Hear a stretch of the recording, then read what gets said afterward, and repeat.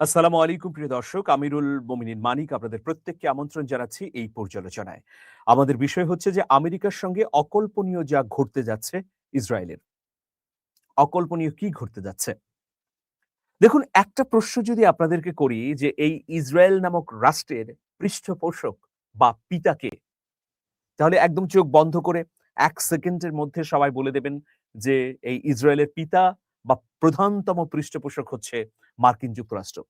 আজকে মার্কিন যুক্তরাষ্ট্রের পক্ষ থেকে যদি সকল প্রকার সমর্থন ইসরায়েলের উপর থেকে উঠিয়ে নেওয়া হয়, তাহলে কি হবে তেল আবিবের? এটা তো চোখ বন্ধ করে বলা যায়। কিন্তু সাম্প্রতিক সময়ে ধরুন ১৫ দিনের মধ্যে ইসরায়েল মার্কিন যুক্তরাষ্ট্রের সম্পর্ক যে তলানিতে গিয়ে ঠেকেছে, এর একটা বড় কারণ হচ্ছে ইরানের সঙ্গে মার্কিন যুক্তরাষ্ট্রের শান্তি চুক্তি। ইসরায়েলকে তোয়াক্কা না করে এই শান্তি চুক্তি কিভাবে সম্ভব হলো? এটা কিন্তু অনেকের কাছে এখন মিলিয়ন ডলারের প্রশ্ন। ইসরায়েলের প্রভাব বলয় থেকে বেরিয়ে পেন্টাগন বা ওয়াশিংটনের ডিপ স্টেট কি এই ধরনের চুক্তিতে সম্মত হতে পারল? এর অনেক কারণ আছে। যেখানে আপনি আপনার অস্তিত্ব বিপন্ন হওয়ার আশঙ্কা করছেন, সেখানে আপনি ইসরায়েলের লেজ যদি ধরে থাকেন, তাহলে চূড়ান্ত ধ্বংস হবেন। অন্তত এটুকু বোধোদয় হয়েছে ওয়াশিংটনের। যে কারণে তারা ইরানের সঙ্গে বাধ্য হয়ে শান্তি চুক্তি করেছে। তারা ইসরায়েলের প্রভাব থেকে বেরিয়ে আসার চেষ্টা করছে। এটা নিয়ে কিন্তু বড়, বড় magazine, international print media, electronic মিডিয়ায় পর্যালোচনা হচ্ছে যে মার্কিন যুক্তরাষ্ট্রের ডিপ স্টেটে সবসময় ইহুদিদের একটা বড় প্রভাব কাজ করে। যে কারণে ইহুদির চিন্তার বাইরে তারা কোন নীতি তৈরি করতে পারেন না। কিন্তু এবারই ১ম এই ধরনের ঘটনা ঘটল। এটা তো একটা অবাক ব্যাপার। কিন্তু ঘটে গেছে। বিশেষ করে ডোনাল্ড ট্রাম্পের একগুঁয়েমির কারণেই এটা ঘটেছে। আমরা বলি না যে উনি পাগলাটে, একগুঁয়েমি, গুয়েবলস দিয়ে কথা বলেন, উদ্ভট প্রকৃতির। কিন্তু তিনি এক্ষেত্রে এমন একরোখা আচরণ করেছেন যে করবই ইরানের সঙ্গে। এতে ইসরায়েল যা ইচ্ছা তাই বলুক। শুধু তাই নয়, সামগ্রিক পরিস্থিতি বিবেচনা করে ইসরায়েলের প্রধানমন্ত্রী কয়েক দফা ধর্ণা দিয়েছেন ডোনাল্ড ট্রাম্পকে যেন এই চুক্তিটা না হয়। শুধু তাই নয়, ইসরায়েলের প্রধানমন্ত্রী বেনিয়ামিন নেতানিয়াহু তিনি পাকিস্তানের বিরুদ্ধে অভিযোগ করেছেন তুরস্কের বিরুদ্ধে। রিসেপ তাইপ এরদোয়ানের বিরুদ্ধে সরাসরি ডোনাল্ড ট্রাম্পকে বিচার দিয়েছেন এরদোয়ান। কিন্তু তাতে কোনো লাভ হয়নি। ট্রাম্প একদম সাফ জানিয়ে দিয়েছেন যে এরদোয়ান আমার বন্ধু, তার সঙ্গে আমি সম্পর্ক খারাপ করব না। তুরস্ক খুবই শক্তিশালী রাষ্ট্র। তার সঙ্গে যেচে আপনি যুদ্ধ বাধাতে যাবেন না। ইরানের বিরুদ্ধে যখন নেতানিয়াহু অভিযোগ করেছে ট্রাম্পকে, বলেছেন যে, "কেন এত ইসলামাবাদের সঙ্গে দহরম-মহরম? কারণ এই রাষ্ট্রটি তো আসলে আমাদের অস্তিত্ব চায় না।" তখন ট্রাম্প সাফ জানিয়ে দিয়েছেন যে, "না, পাকিস্তানের সঙ্গে আমার যে সম্পর্ক এটা একেবারেই পারিবারিক সম্পর্ক।" আপনারা সবাই এই তথ্যটা পেয়ে থাকবেন যে, ডোনাল্ড ট্রাম্পের পারিবারিক ক্রিপ্টোকারেন্সির ব্যবসায় এখন পাকিস্তানের সরকার রাষ্ট্রীয়ভাবে বিনিয়োগ করেছে, শুধু সম্পর্ক উন্নয়নের জন্যে। এই বিনিয়োগই কিন্তু একদম বাজিমাত করে দিয়েছে ইসলামাবাদকে। তো যাই হোক প্রিয় দর্শক, এখন একটা অকল্পনীয় ঘটনা ঘটতে যাচ্ছে ইসরায়েলের সঙ্গে মার্কিন যুক্তরাষ্ট্রের। সেই ঘটনাটা আমি আপনাদেরকে জানাতে চাই। চলুন আমরা সেই ঘটনার দিকে নজর দেই।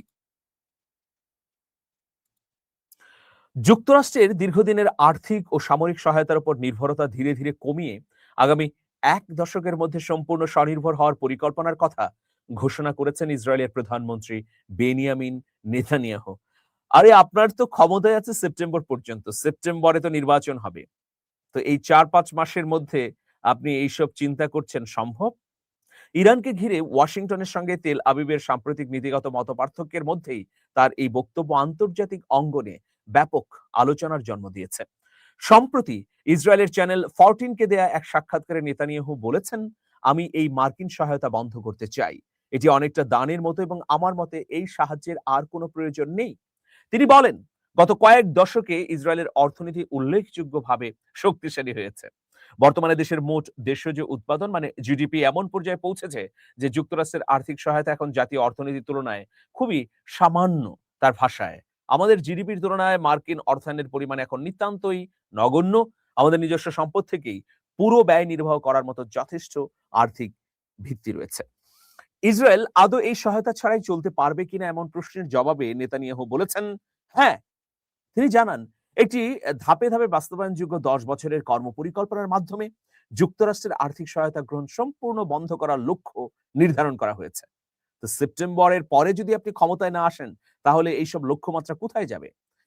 নেতানিয়াহুর দাবি ইসরায়েলের অর্থনীতি খুব শিগগিরই $১ ট্রিলিয়ন মাইল ফলক স্পর্শ করবে।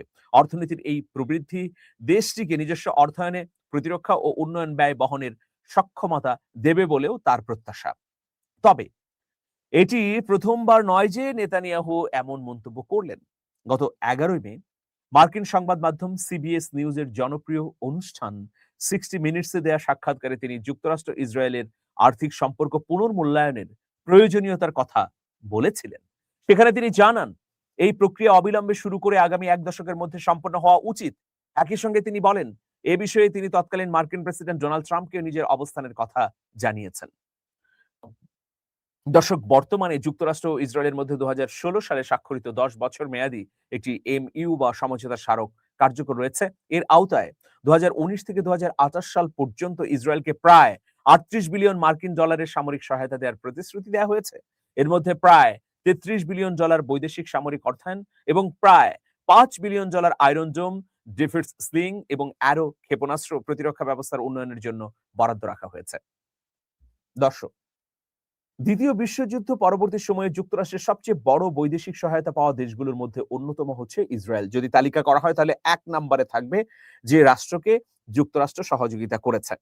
নেতানিয়াহুর এই ঘোষণার পর আন্তর্জাতিক মহলে এখন প্রশ্ন উঠেছে, এটি কি ইরান ইস্যুতে যুক্তরাষ্ট্রের উপর চাপ সৃষ্টির একটি কূটনৈতিক বার্তা, নাকি সত্যি ইসরায়েল দীর্ঘদিনের মার্কিন আর্থিক নির্ভরতা থেকে বেরিয়ে নিজস্ব স্বতন্ত্র অর্থনৈতিক ও সামরিক স্বনির্ভরতার পথে এগিয়ে যাচ্ছে? আগামী কয়েক বছরে এই পরিকল্পনা বাস্তবায়নই সেই প্রকৃত প্রশ্নের উত্তর দেবে। দর্শক, পরিকল্পনা বাস্তবায়ন তো দূরে থাক, প্রশ্ন হচ্ছে যে নেতানিয়াহু তার ক্ষমতা ধরে রাখতে পারবেন কিনা। নেতানিয়াহু কিন্তু ক্ষমতা টিকিয়ে রাখতে পারবেন না বলেই তিনি যুদ্ধ চান। তিনি প্রত্যাশা করেন যে এই যুদ্ধ আরো প্রলম্বিত হোক। এর মধ্য দিয়ে তার ক্ষমতার মেয়াদ বাড়ুক। দেখুন, মার্কিন যুক্তরাষ্ট্র এই মুহূর্তে যে অবস্থানে রয়েছে সেটাকে ওয়াশিংটন লাভজনক মনে করছে। ধরুন নেতানিয়াহুর কথায় ডোনাল্ড ট্রাম্প এই যুদ্ধ চালিয়ে যেতেন, তাহলে কি হতো? আরো ক্ষয়ক্ষতি হতো, ভয়াবহ পরিস্থিতি তৈরি হতো। ধরুন ইরান ধ্বংস হয়ে গেল, কিন্তু ইরানকে ধ্বংস করতে গিয়ে মার্কিন যুক্তরাষ্ট্র মধ্যপ্রাচ্য থেকে চিরতরে উৎখাত হয়ে যাবে। এটাই হচ্ছে এই যুদ্ধের শেষ ফলাফল।